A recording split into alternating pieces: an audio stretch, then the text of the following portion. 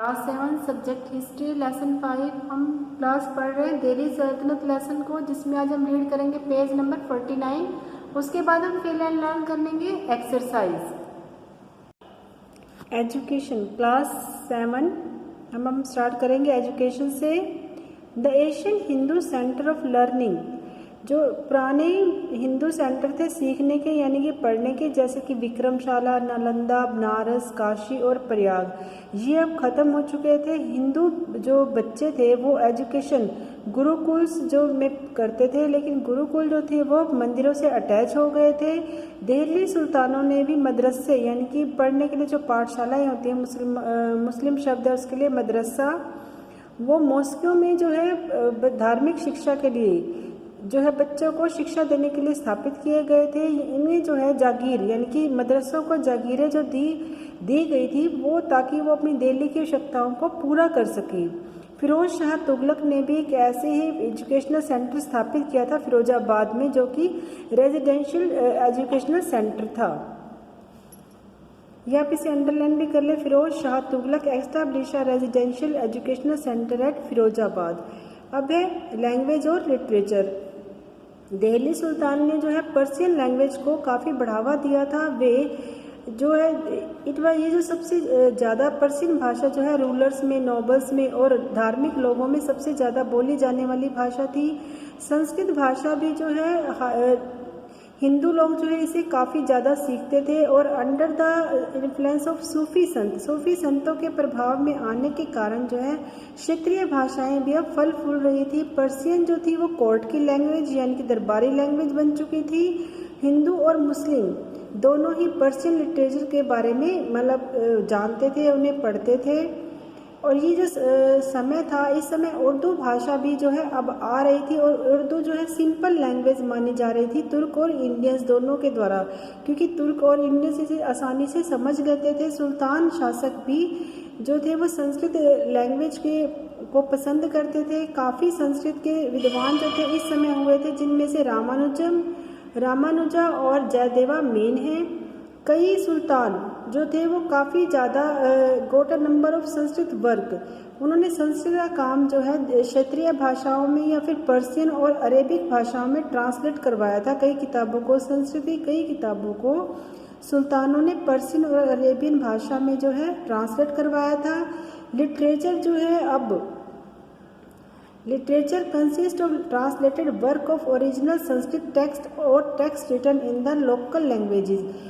संस्कृत भाषा में जो लिटरेचर लिखा गया था उसे भी, उन सभी टेक्स्ट को लोकल लैंग्वेजेस में ट्रांसलेट किया जा रहा था। इस समय के जो दो महान भारतीय ग्रंथ जो थे, महाभारत और रामायण, इन्हें भी क्षेत्रीय भाषाओं में ट्रांसलेट किया गया था ताकि सभी लोग इन्हें पढ़ सकें। लीजेंडरी पोइट आमिर खुसरो जो थे वो भी इसी समय से संबंधित थे, सुल्तान पीरियड से। उनका जो है निक नेम यानी कि उन्हें पैरेट ऑफ इंडिया भी कहा जाता था, और वे फेमस ऑथर थे जिन्होंने पर्शियन में, हिंदी और उर्दू तीनों भाषाओं में लिखा है। उस समय मिनहाज उल सिराज, जियाउद्दीन बर्नी और फेमस ट्रैवलर जो कि बाहर से आया था इब्न बतूता, उसने कि पर्शियन भाषाओं पर में जो है उस समय की पॉलिटिकल इवेंट्स और जो है कॉमन पीपल की, जो आम आदमी है वो किस प्रकार रहते थे इस समय में, उनके बारे में भी लिखा है। क्लास 7 अब हम कर रहे हैं exercise. He pulled the Adhai Din का जॉन फ्रॉम मॉस्को, कुतुबुद्दीन ऐबक, ये कुतुबुद्दीन ऐबक ने बनवाई थी। Next page. Alai Darwaza was built in the year of 1311 CE में। अलाई दरवाजा जो है 1311 सीई में बना। The top of dash is situated in the Qutub complex Iltutmish. The top of Iltutmish is situated in the Qutub complex. The revenue minister of the Sultan was called Wazir. The Sultan established dash to impart religious education. यह class मदरसा, यहाँ पे अभी हमने पढ़ा भी है मदरसा। True and false. The Adina Masjid at Malda was one of the largest mosques of the Muslim world. True. Amir Khusro was nicknamed as Parrot of India. ये हमने अभी पढ़ा है. True. Ghiyasuddin Tughlaq was the most efficient builder among the Tughlaq ruler. True. Muhammad bin Tughlaq introduced coins of bull horseman. False. Mohammad bin Tughlaq ने copper के coin जो थे वो इंट्रोड्यूस करवाए थे, बुल हॉर्समैन नहीं, तो इसलिए फॉल्स है. The ruler of Delhi Sultanate followed Islam and their administration was the based on the law of Quran. True. Delhi सुल्तानों ने जो है इस्लाम धर्म को और अपने प्रबंध को कुरान के नियमों के पर जो है आधारित था उनका एडमिनिस्ट्रेशन. ट्रू. अब है fill in the blanks. India had trade relation with Arabia, East Africa and western Asia. The most important monument of the Lodi dynasty is Moth ki Masjid. Moth ki Masjid MOTHKI Masjid.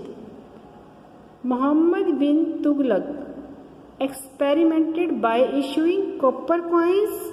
Mohammad bin Tughlaq. The term Iqta means land.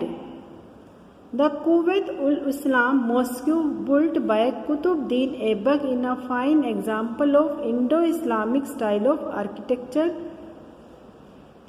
Kuwait-ul-Islam Mosque was built by Qutbuddin Aibak. Class part A और B C fill and learn है.